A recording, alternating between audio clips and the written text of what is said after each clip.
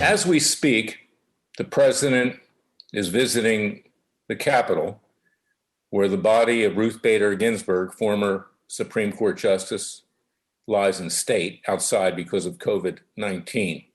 I guess they want to make sure she doesn't catch COVID-19. That's somewhat of a joke. But what isn't a joke is that this woman was not the icon that she was portrayed to be. She sat on cases with corporations where her husband owned shares of stock. She disparaged the President of the United States, which is contrary to the Code of Judicial Conduct for federal judges. Of course, our loser Supreme Court Chief Justice, John Roberts, says it doesn't really apply to justices of the Supreme Court. The president's making an obligatory visit. Certainly, she deserves some respect in death, but she doesn't deserve to be made into a god or an icon. And I trust that the president's appointment that will come shortly this Friday will come up with a better example for a justice of the Supreme Court than Ruth Bader Ginsburg, who frankly was a very bad example of what a justice should be. I'm sorry to say that, but it's a fact. The fact that someone dies does not turn them into an icon. And we must keep that in mind. And I'll tell you another piece of hypocrisy that's out there. And this is critical towards the president. This criticism of China, this threatening China with military might, that's fine, okay? But we want, as I said the other day, actions and not words. The job report today is very bad. More unemployment on the horizon. There's no end in sight to COVID-19. It's clear that the communist Chinese have significantly harmed not just the economy of the United States, but our health.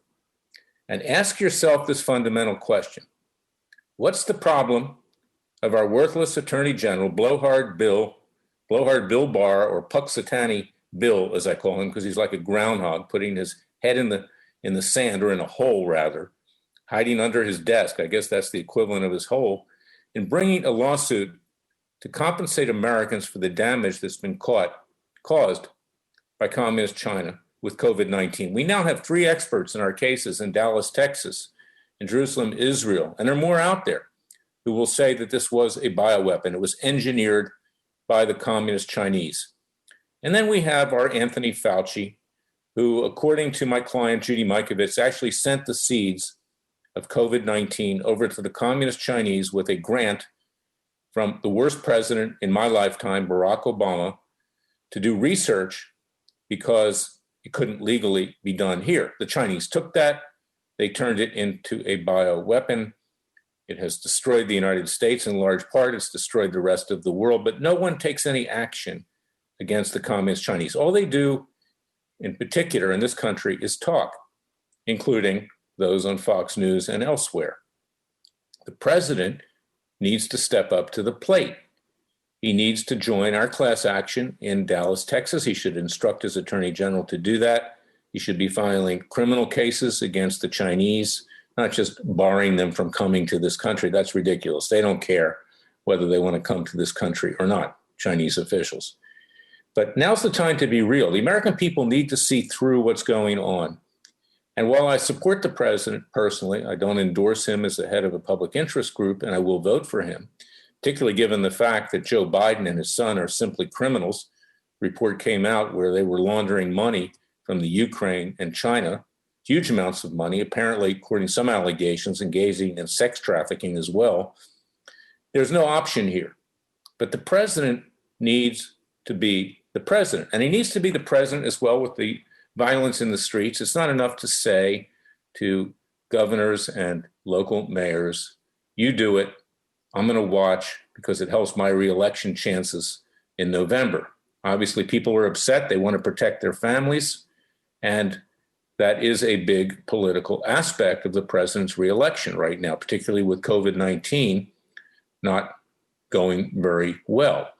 So this is something that needs to be said, and no one will say it. I am not a groupie like Sean Hannity. Okay, I'm not a groupie to Michael Cohen. Hannity was a groupie for him. You can read Cohen's book. There are parts of it, frankly, that are believable. And you can read other things out there. It's not a time to be a cheerleader, no more than it's a time to pretend that Supreme Court justices were icons when in fact they were pretty sleazy. So this is my message for today, is that join Freedom Watch's Justice League. Join americassheriff.org, which is meant to protect our police and to bring hard-hitting cases. americassheriff.org with Sheriff Joe Arpaio, my partner in that endeavor as well.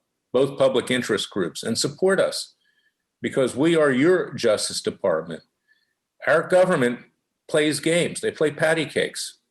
And I'll tell you something, no matter who is nominated as a Supreme Court justice and who may be confirmed, and that's not certain at this point. This may be an election strategy by Mitch McConnell to put the Democrats behind the eight ball, knowing that she won't be confirmed, whoever it may be that's picked. But the fact is the American people need to rise up. And that's why I want you to pre-order my book, It Takes a Revolution, Forget the Scandal Industry. You can buy it at Amazon.com and other major booksellers. Pre-order it. It's coming out October 27th, but copies will be scarce. So go ahead and pre-order it now. It's going to be in hot demand because it says something that no one else will say. It says the cure-all, the panacea, is not going to be the election of Donald Trump, even though it'll be far better than Joe Biden. Fact is, he's only going to be there for 4 years. The Democrats are taking control. The ultra-left is taking control. If they can't do it legally, they're going to do it illegally with election fraud and with other things. And you can bet there's going to be massive election fraud. And we're going to have to step in there, Freedom Watch, as I did at Judicial Watch, in that too, in the public interest, as we did with Bush v. Gore. So go to freedomwatchusa.org, purchase a pre-ordered copy of my book, It Takes a Revolution, Forget the Scandal Industry. Rise up. Be your own man and be your own woman. Be patriots. Act like our colonialists did, our founding fathers. Take matters into your own peaceful and legal hands before it's too late. That's my message for today. Read what I have to say, and it takes a revolution. Forget the scandal industry, and take it to heart. It's meant to start a dialogue. It's meant to educate. It's meant to tell the American people that we hold our own fate. And we have to act now with the grace of God. Be safe, be well protected, because the violent revolution of the left is coming. We're already in progress of that. You can see 2 police officers shot yesterday in Louisville, Kentucky. And use your Second Amendment rights, arm yourself. Don't be offensive, don't start it, but be prepared to defend you and your family using your Second Amendment and other rights. God bless you. God bless America. God save America. I'll be back tomorrow with another special podcast of Special Prosecutor with Larry Klayman. Until then, thank you for listening to me. Extiende tu temporada de pintado con FlexTemp de Sherwin-Williams. Formulada con tecnología Extreme Temp que se adapta a temperaturas extremas. Si puedes soportar el calor, FlexTemp también puede. Elige FlexTemp hoy mismo.